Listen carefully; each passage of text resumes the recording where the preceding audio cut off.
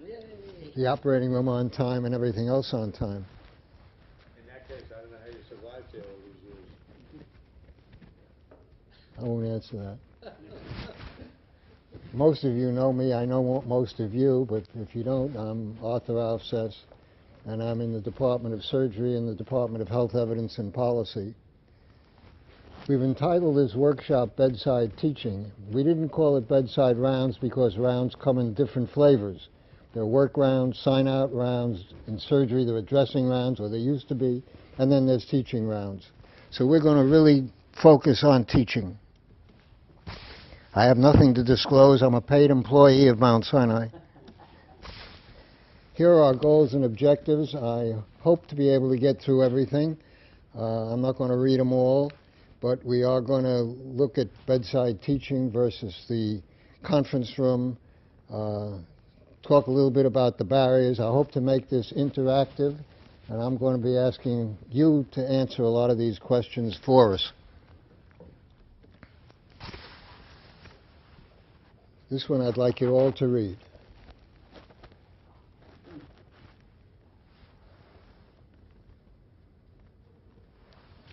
It was quoted by Lynn Fors and Nealon 30 years ago in the New England Journal of Medicine.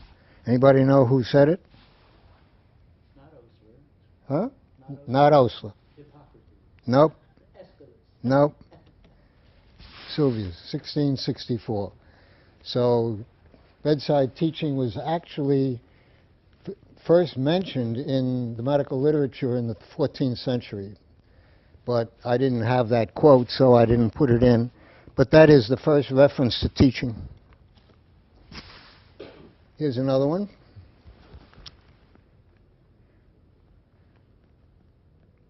I think this is a very good description. The first medical director of Mount Sinai was S.S. Goldwater, who was between 1855 and 1902 or 1904. A layman was the superintendent of Mount Sinai. There was a lay superintendent. Goldwater, who was an intern here in 1902, became the first medical director. And then for 75 years we had a medical director, and then in 1976 we went back to laymen as directors and presidents of the hospital. But I put this quote up because of what he said in one of his talks. The most important person in the hospital beyond any question is the patient. And then Osler really, I think, capsulized it pretty well.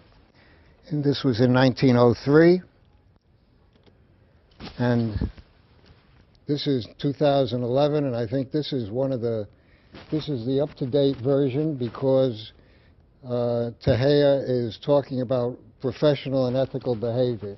And that's really the first one of these that I showed you that really did. Ergo, learning medicine means that there are three components: the learner, the teacher, and the patient. Now, the patient doesn't necessarily have to be awake. This is probably the most famous painting, American painting of the 19th century, the Gross Clinic, painted by Thomas Eakins in 1875. Gross was the professor of surgery at Jefferson, was really the founder of the American Surgical Association, and this painting was sold a few years ago by Jefferson to the Philadelphia, well, they sold it to the National Museum for the Arts in Washington for $68 million. The people of Philadelphia raised a ruckus, and the National Museum of the Arts gave Philadelphia the option, if they could come up with the $68 million, they could keep the painting. And the population came up with $68 million, and it now resides in the Philadelphia Art Museum. And a copy hangs in the Jefferson Alumni Auditorium, Alumni Hall. Please notice that the patient is having a tumor removed from his thigh. There's a scribe. This is the patient's mother, but the patient's quite asleep. So you don't have to necessarily be awake to be the patient. At Mount Sinai, we had an operating room amphitheater. It seated about 150 or 160 people in rows going up the sides. quite high. It was in the 6th floor of the original administration building on 100th Street in the 3rd Mount Sinai iteration. When we moved to 100th Street, that was built in the Metzger Pavilion. It was used until the 1940s, and Dr. Garlock used to operate in there every Saturday afternoon. And my mother, who was a volunteer here for many, many years, would always come and sit in this seat in the front row, right where this fella is. And one day, I happened to be with her, because I used to come and watch also. And one day, Garlock lost a clamp. He didn't recognize it, and she hollered, "There's a clamp that disappeared in the pelvis." If you knew Garlock, he didn't respond to that very well, but he stuck his hand in and pulled out a clamp. So, there you are. First MERS event. To talk a little bit about Mount Sinai history, which I know more about than bedside teaching, it began in 1872 when the hospital moved from 28th Street to 66th Street and Lexington Avenue. A medical board was created, and they formulated the house staff.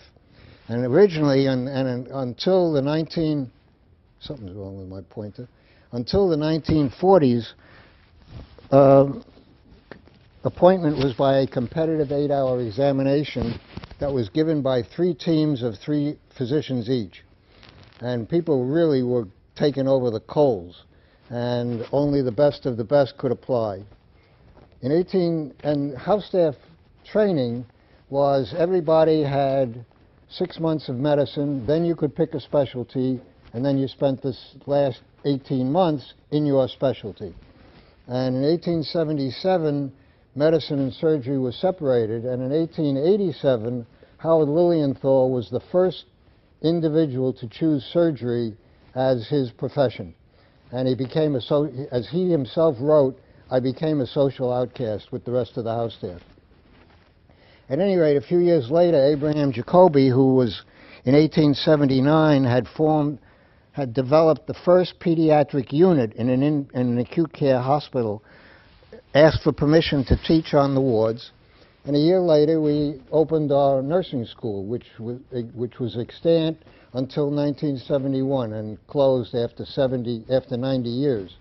The reason it closed was probably the fact that the medical school had opened in 1968, and the board just couldn't afford to pay for both, since they were both losing money at the same time. Schools do not generate a lot of income for the bottom line. As a matter of fact, there's a statement attributed to Eisenhower when he became president of Columbia University. I think it was 1959. He is said to have said, "This was a wonderful job until we found out we had a medical school." But there we are. At any rate, formally the board approved clinical training. In 1910, we developed an affiliation agreement with P&S, who sent 4th-year students down here for clinical training on the wards, and that lasted until just a year or 2 before the medical school opened in 1968. This is what rounds looked like in the 2nd building on Lexington Avenue. Wide open wards, very airy, bright and airy, and this is probably, whether it's teaching rounds or not, I don't know, but certainly the attending staff is dressed in black. I don't know if the lady in black is the nursing supervisor or not, and there's one house officer in the background.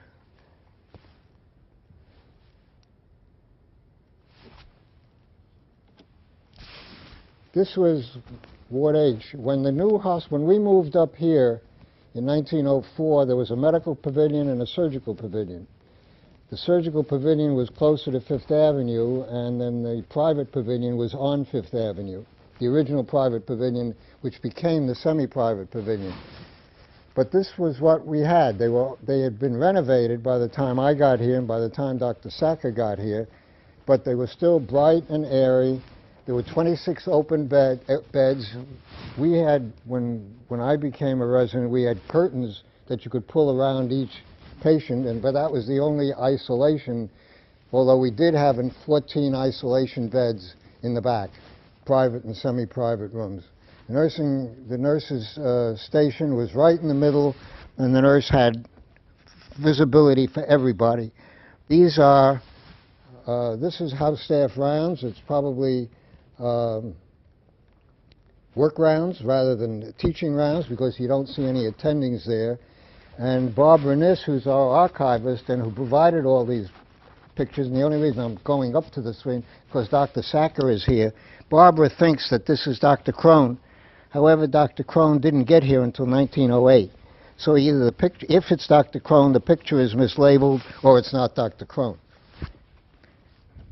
At any rate, rounds gradually sort of narrowed themselves down, and this is Dr. Siltzbach making rounds with the house staff on medicine in 1950.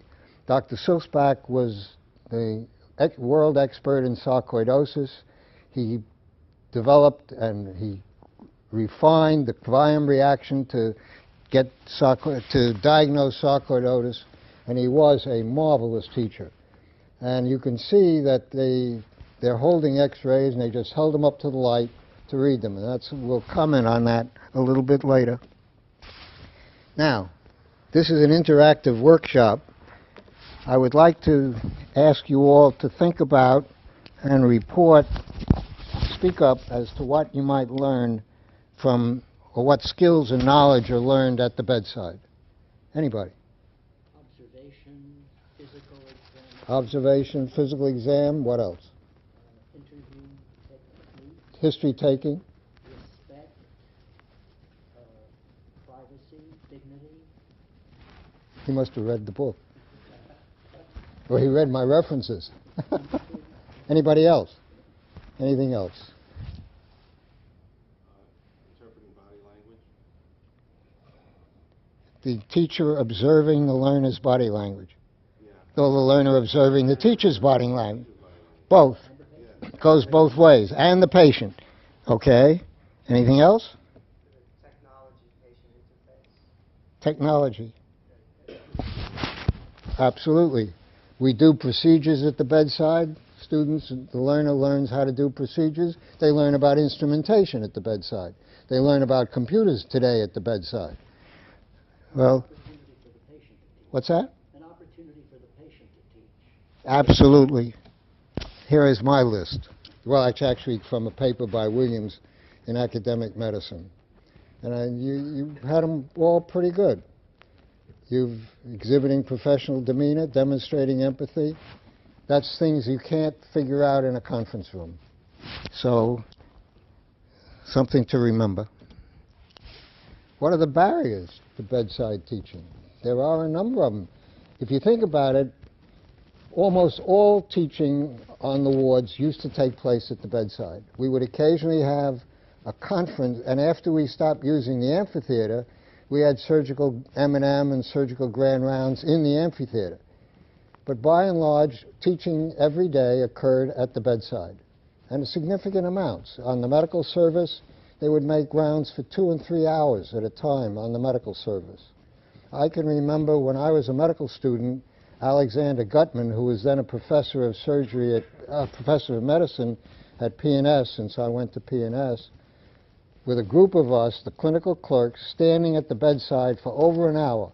Now, Gutman discovered acid phosphatase. He was a gout expert, and I can remember him standing at the foot of the bed and parathyroid disease for over an hour talking about parathyroid disease.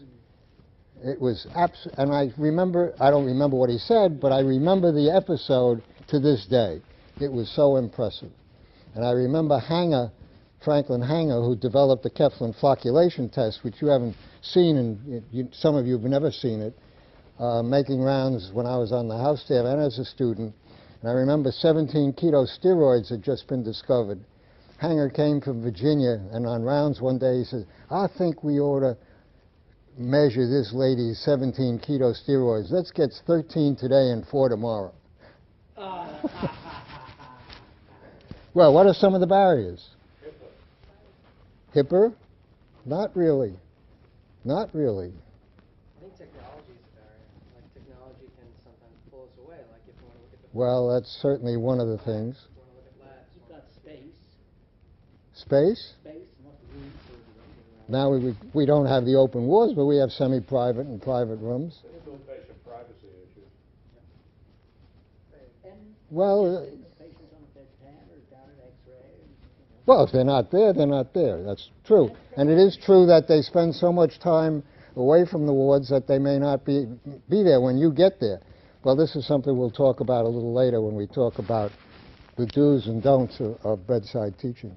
I sort of imagine fear of patient anxiety and discomfort. Well, okay, the patient.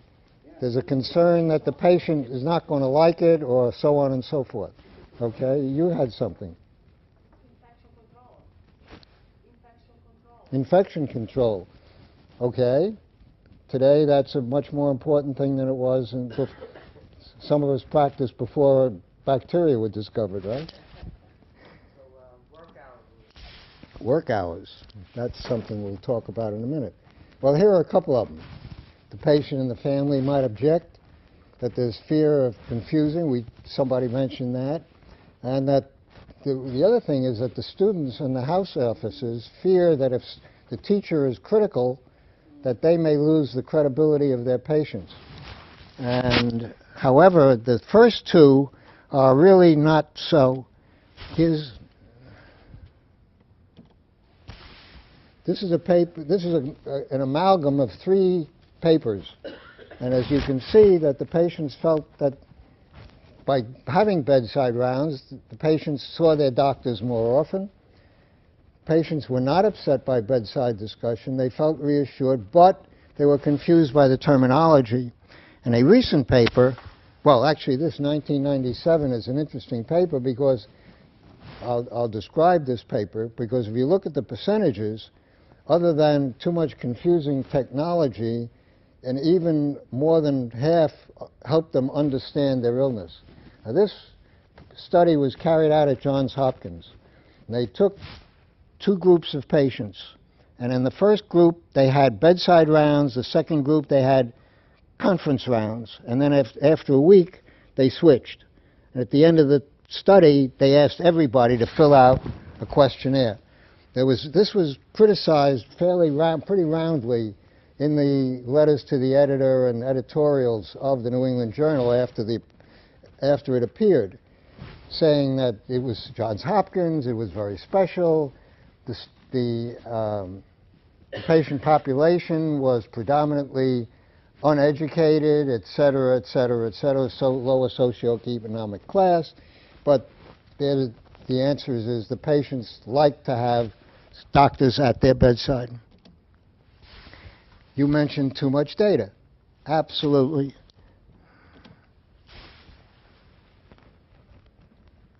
Future specialists will become mostly reliant on laboratory, computerized, non-personal techniques.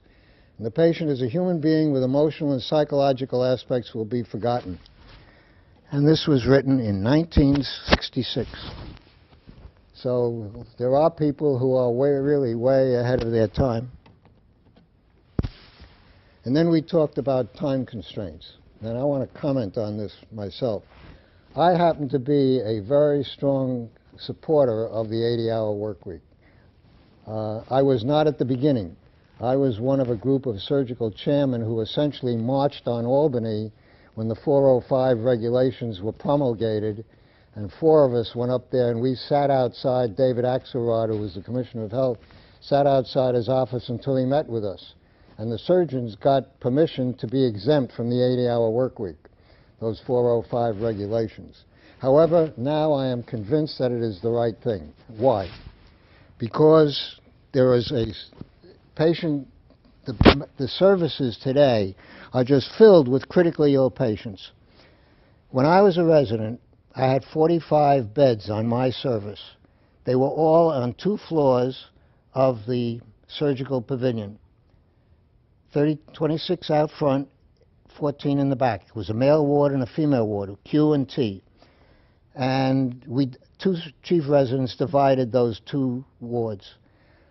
I was on call as chief resident every night because that's what Ravitch wanted. Any patient admitted with an odd number was my patient. Any patient admitted with an even number was the other chief resident.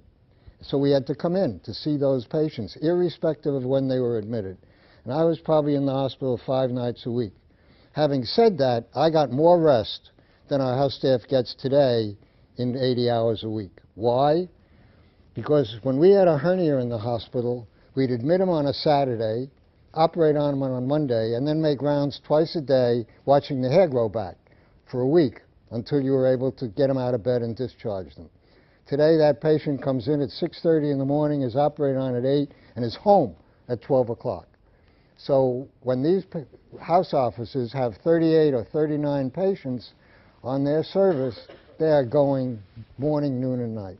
And it is a whole different environment than we used to have. And the other thing is, I said, my patients were on 2 floors in the same building. We climbed up the stairs, we climbed down the stairs. Now, patients can be all over the house. They can be in KCC, they can be in 80s, 90s, 10 East, 10 Center, 11 West. How are you going to get there? How are you going to get there to make bedside rounds? So these are all the things that can be barriers. And then there's the discomfort and embarrassment of the learner and the insecurity of the teacher. And I want to show you a video that I actually found on YouTube. Now, the sound is not very good, but I think the body language says it.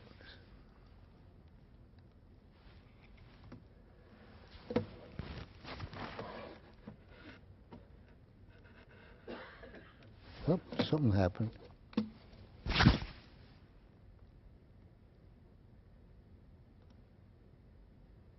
Anna? Let's try it again.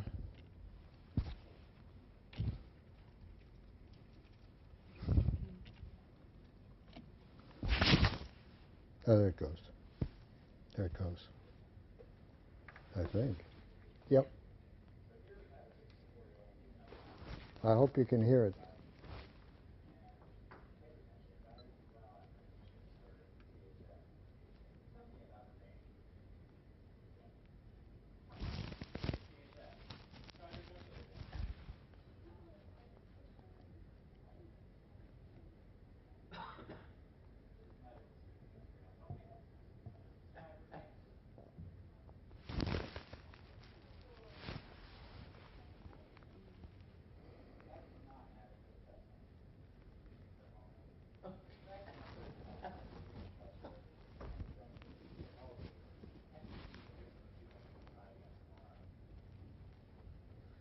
Okay. I think you got the gist of it. How about the teacher? You're the teachers now. What? He berated the students in front of the patient. Berated the student. Well, start with the beginning. What does he look like a teacher? He's standing there with his pants in And his shirt is half out. He's not wearing a white coat. I mean, he looks like a slob. I couldn't help but put this up.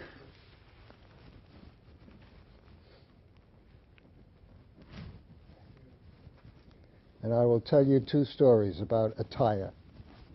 When we opened the medical school in 1968, we had a course called Introduction to Medicine. It is now ASM. It's been superseded, but it's there. And it was a course, it was one of the first multidisciplinary courses developed in any medical school in the country that was designed to bring the students to the patient's bedside in the first and second year. And I was on that course committee. I was on the original curriculum committee, and I became the course director when Cecil Sheps, who was the course director, moved to North Carolina. So I was the course director on the first day of our medical school. And George James, who was our president, gave the first lecture, and then I had the second one planned on hernia. We still had the open wards. So at the end of the first session, I said to the students, we had 36 students in the first year at that time, I said, I can't take you all to the bedside, but I'll meet 6 of you here. That was on a Tuesday. And the next session was Thursday. I'll meet 6 of you here Thursday night at 6 o'clock, and we'll go over to the wards. And on Thursday afternoon, I went over to the wards. We had a bunch of hernias in the house, pre-op, post-op, and I spoke to them, got their permission to bring some students over. So at 6 o'clock, I put on my white coat and I went to the auditorium, which was in the Basic Science Building, which is now part of the new Center for Science and Medicine. And I walked in the auditorium. There were 6 kids sitting around lolling around. They came running up to me, and some of them were, you have to remember, this is 1968, so we're talking about a unique group of people. If any of you were students in those days, David, I know was, there was a lot of Vietnam flavor and anti-Vietnam War flavor. At any rate, a couple of the students were wearing jumpsuits, but they came running up to me, and I said, "We ready to go?" And one of them said, "Well, we needed the answer to a question." I said, "What's the question?" They said, "Well, we really don't know what to wear to go up on the wards." I said, "Well, that's good. The first thing you should do is put on your shoes." Half of them were shoeless. And the second story is, in the 1980s, my office was, it was in the early 80s, my office was on the 25th floor of this building. And the Department of Medicine was on 23, where they still are. And one day I got on the elevator, and in the elevator walked a kid, young man, stethoscope around his shoulder, a dirty plaid wool shirt that was torn at the elbows, dirty jeans, dirty sneakers, and he walked on, pushed 23. So I said to him, "You a medical house officer?" He said, "Yes." I said, "Let me ask you a question." I said, "What would happen if you were the patient and somebody walked in the room looking like you? Would you let him take care of you?" He stomped, didn't answer me, and stormed off the elevator at 23. I got up to my office, and within 5 minutes, there was a phone call from Dr. Gorlett. "What do you mean by talking to one of my house staff like that?" I said, "Dick," and we were good friends. I said, "Dick, let me ask you a question. I'll ask you the same question I asked him. If you were a patient and that kid walked into your room, would you let him take care of you?" He hung up the phone. So I happen to be a stickler for attire. And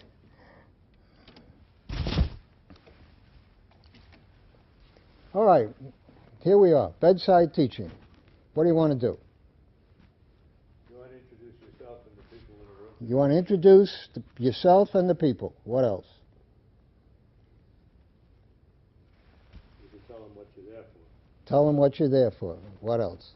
Ask them if they're comfortable. Ask them if you're comfortable.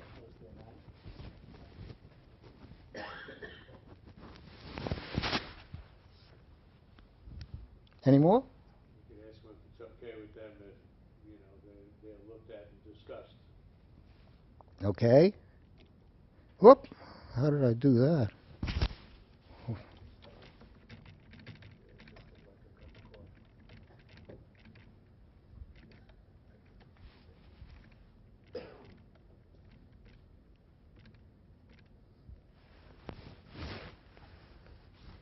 course, the reason bedside teaching was big at that time is they didn't have slides.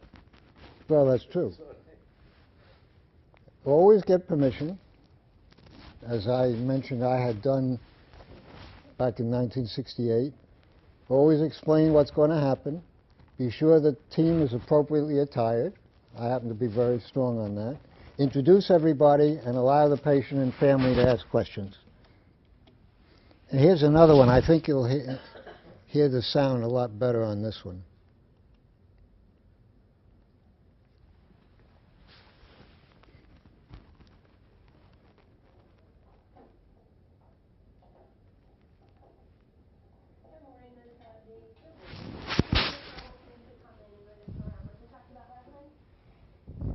Remember, you filled out that blue card talking about that you prefer for them to come in and talk to you so that you'd understand what was going on, what their plans were, and work together with you to see where we can go to help them out and feel better.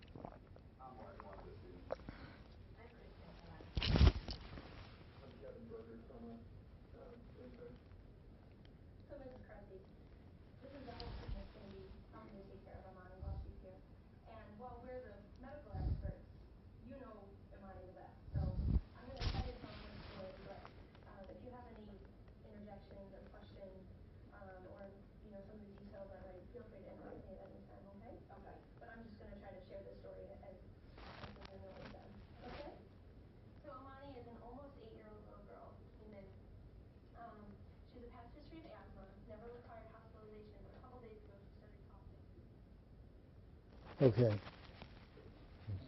Says it all. I don't have to say another word, except to say that this is a wonderful website for teaching. It's the Cincinnati Children's Hospital, www.cincinnatichildrens.org, which reminds me to tell you that Anna printed out the goals and objectives and all of the references that I have listed, and you're welcome to pick them up at the end of, if you haven't already got one. So there are a couple more. And always wash hands. Dr. Garlock, when he used to make rounds, the nurse carried 2 towels, wet towels. One was just water, the other was alcohol. And if he was going to examine the patient, he'd wash his hands with alcohol, rub his in. Now, today it's a little different. And I think it's very important that if you're going to examine the patient, you wash your hands in the presence of the patient so that the patient sees you doing it, and then wash again. Now that means you may have to wash twice, at the end of the rounds and at the end of one patient, the beginning of the next patient, but that's okay.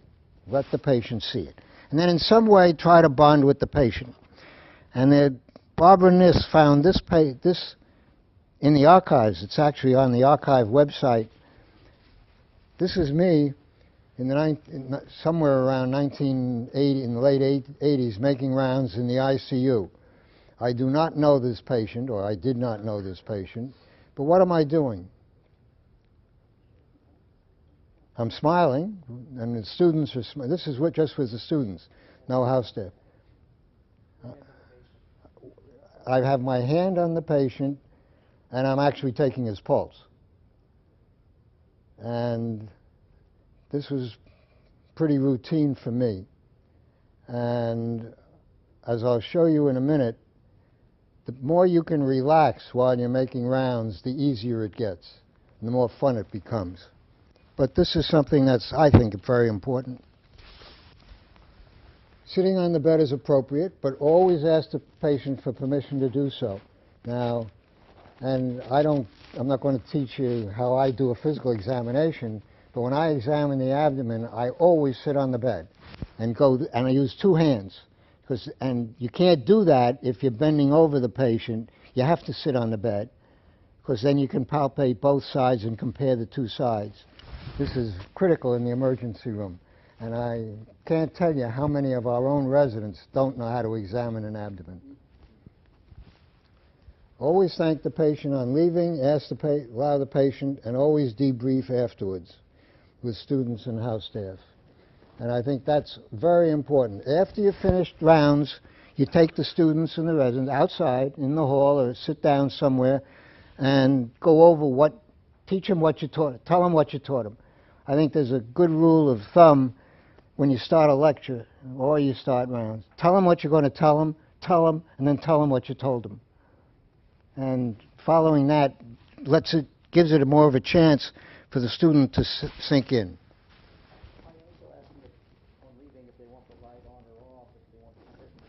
Well, you always, if you have a positive physical examination and you want every student to examine it, just ask the patient if it's okay. Or have a group of them, as I took 6 students out of 36. You're never going to have 36 students in the room at one time, or 36 residents. You might in the ICU, but I don't think that even applies there. There is one thing that I have noticed. I have been a patient in this hospital on a number of occasions over the last couple of years. Fortunately, none of them very serious, and fortunately, all short-lived. It's no secret, I have aortic stenosis and insufficiency, and I have the classical murmurs of aortic stenosis and insufficiency. And every time I've been in the hospital, I have asked the resident or the fellow to have the students come in and listen. I have yet to have a student come in and listen to my chest. What do they do today? They look at an echocardiogram. And they're missing out on some of the best part of medicine. It's the same story about carrying the stethoscope around your neck. You look like a doctor, but in order to use, you have to use it in order to learn. I also will tell you that the last time I was in the hospital, the fellows, the residents, the attending staff made rounds outside my door. They talked about me, and I know this to be true because I saw them move from one bed outside the one bed to my room. They talked about me for 35 minutes. And they had changed my medication the night before. I had a bout of AFib, I had a cardioversion. They wanted to change my medication, so they wanted me to stay overnight. I stayed overnight. Next morning, they made teaching rounds. They spent 30 minutes outside my bed, my room. At the end of the 30 minutes, my wife was sitting there. We were ready to go. We were getting ready to go home. The two attendings, both of whom I've known for many, many years, walked in and said to me, you're on a new good medication. And out they walked. That was it. Now, that's not a condemnation of them. But all those residents and fellows missed out on a lot of good information. Because had they come in, I would have had them listen, I would have talked to them about my illness, blah, blah, blah, blah. Then, I can also tell you that the routine of the residents and fellows on that unit is after they make teaching rounds, they sit down and have a cup of coffee and debrief while we're sitting there waiting to go home. And they hadn't done the sign, they hadn't made out my discharge papers. So we sat there for about an extra hour and a half waiting for them. Well, when you get the survey, the CAP survey, that really kills your impression of what the hospital is all about. Unfortunately, I didn't get a CAP survey for that admission. All right, what are some of the don'ts of bedside teaching? Don't have a disagreement at the bedside. Right, don't have a disagreement at the bedside. What else? What did that teacher do in the, what did that teacher do in the video? Well, there are a couple of them. Never ever criticize the learner in public. Now that holds true whether it's at the bedside or anywhere else. Never speak down to the patient. Never tolerate disrespect. I mean, what is it, a Gomer? Get out of my emergency room? That should never, never, ever happen. And never address the patient by first name, children accepted. Although my wife, when I showed her this slide last night, she said, well, when the last time I had my mammogram, the technician said, how would you like to be addressed? Well, I have a very simple rule. The patient is always Mr. or Mrs. or Miss or Miss, and I am always doctor, because that relationship should be a doctor-to-patient relationship. No patient is allowed to call me by first name, ever was allowed to call me by first name. All right, we're getting there. What are some of the strategies for making rounds better? We've seen the do's, the don'ts. Make rounds. Make rounds, that's for sure. That's a conclusion. It is one of the conclusions, as a matter of fact. The ED were pushing people going round on get the department one at a time. Anybody else? Time. Spend appropriate amount of time, but not too short and not too long. Well, there it is. Prepare, prepare, prepare. Don't ask, what am I thinking questions. That's bad any place, whether it's in front of the patient or not in front of the patient. You don't say, well, what would I do? You tell me what I would do. Well, I'm the only one who knows what I would do. So you don't ask, what am I thinking questions. You allow everyone to comment, as somebody said. You don't hesitate to say, I don't know. It's perfectly possible that when you make teaching rounds, you're going to be presented with a patient that you know the illness of which you know nothing about.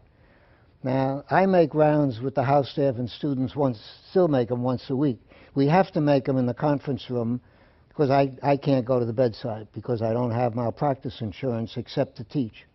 So if I were to go to the bedside and then litigation were to involve that patient or that patient decided to sue, I could be a material witness or I could be actually held liable if I said something.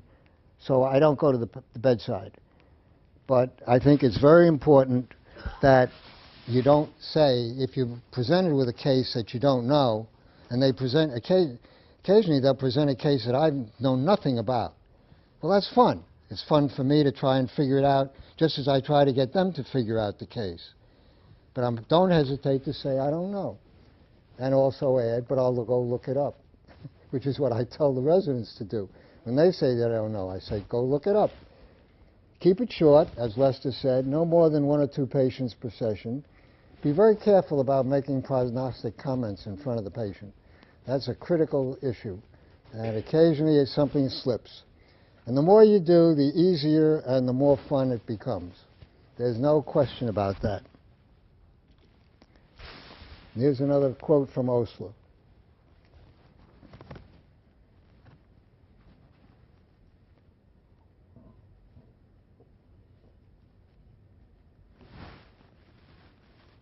Pretty appropriate for this workshop. Teaching is best done with the patient present. Barriers exist, they're not insurmountable. It requires preparation and attention to detail. Results will be most gratifying. And Lisa Coplet gave a faculty development seminar in pediatrics a number of years ago. And her notes, which she was kind enough to send me, are filled with just do it, just do it, just do it. So I would say the more you do it, the more you like it. And try it, you will certainly like it. So just do it and have fun.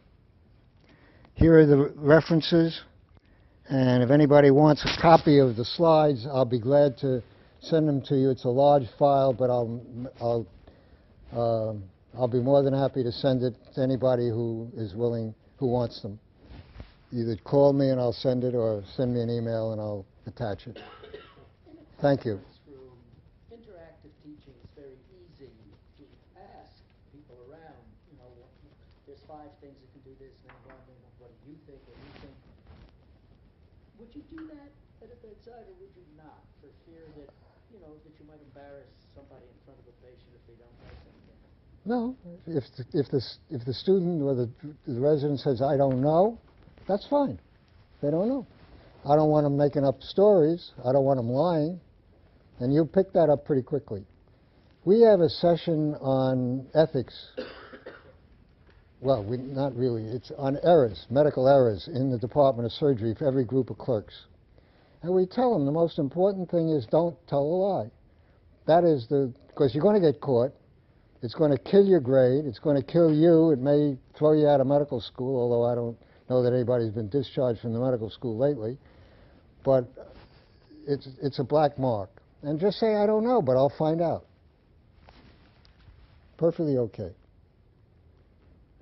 What do you think about how staff and medical students pulling out their smartphones and moving rounds and looking things up?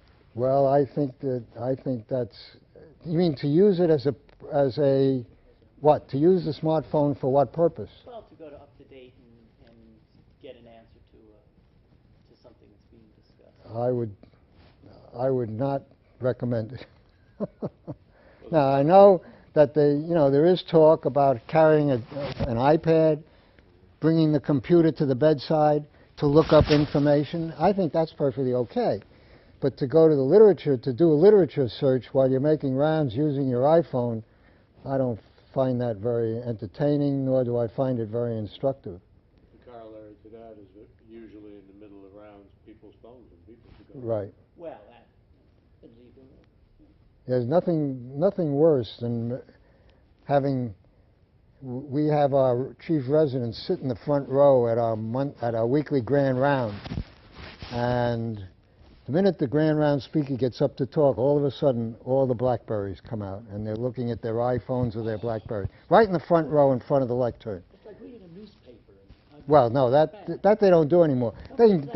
Well, it is. It's just like you, and I think that's bad. But I'm not the boss. How do you think we teach sort of this phone etiquette? Because we had a situation recently where we had a resident candidate who spent the day with the chairman, and basically in his office, and every time she went in and out of the room, she was basically texting, and she didn't get an interview because of that. And we found out from some other programs she was doing the same thing. So we're looking at sort of a Well, I think generation that's I would answer that in a different way. I would say the reason you bring the students in and the reason you interview them is that so that you find the residents and that you find students who will become residents who are compatible with your current house staff. I mean, that's the only reason we interview. We have a good house staff. We want to keep it good. So we want future residents, to be compatible. Well, that's a flake. And you don't want a flake, so you'd rank her at the bottom. That's simple enough. But it's almost like It's we're reaching inappropriate the point- behavior. Right, but we're reaching the point where I don't know how many people have been at a conference where someone stood up and said to the students or the residents, you know, I think you guys need to put your phones away. Well, I think somebody's got to say it. And I don't care who does it, but somebody should say it. What type of preparation do you think is necessary to give to most of the students prior to taking them to the bedside for the first time? Well, I think you can do it any way. The way I make my rounds now, well, as I say, I can't go to the bedside, but when I used to go to the bedside, I would have somebody just give the chief complaint, and then I would ask the students, in turn, you ask the questions of the patient to find out what's wrong with the patient. And at what point do you begin to make a differential diagnosis? At what point do you begin to think you can localize it to an organ system or to an organ? But that's that's just my way of doing things. That's just one way of doing it. But I think, again, the preparation to me is critical. The more if you know what the case is going to be about, I would try to get a look at the chart. I mean, the more you know, the more you know. And I think the easier it becomes. But it is also fun for the teacher to not know. And for the teacher to get involved in the process of learning themselves while they're teaching others. I think that's critical to our abilities to become good teachers. It's interesting that at one time, I guess it was Part 3 of the National Board of Medical Examiners was at a bedside. I mean, I remember doing that at the old Flower Fifth Avenue Hospital for that part. So it was felt to be, you know, quite important for a long time, and I guess now it's slipped. Well, when my father took his board exams the American Board of Surgery came into being in 1937, and he had been in practice since 1926, 26. So he was one of the first to take the boards. And at that time, you had to perform an operation in front of a member of the board. And they would come and watch you. And on that, you either passed or failed. When I took my boards in 1956, they had given up that requirement, but they took you to the path lab, to a big bucket of formaldehyde, and they'd pick up a specimen and throw it at you. And they'd say, what's wrong with this patient? Or what was wrong with this patient? And you had to know pathology.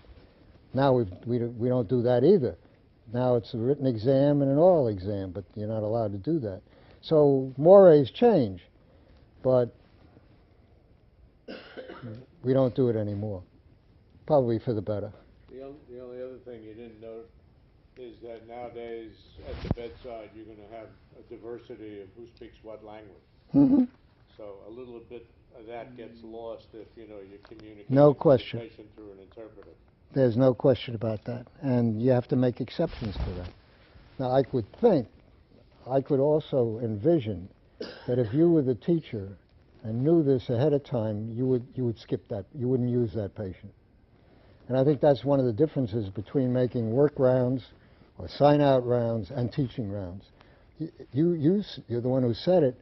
Limit the number of patients that you see in a session, which gives you the opportunity to learn a little bit about the patient ahead of time.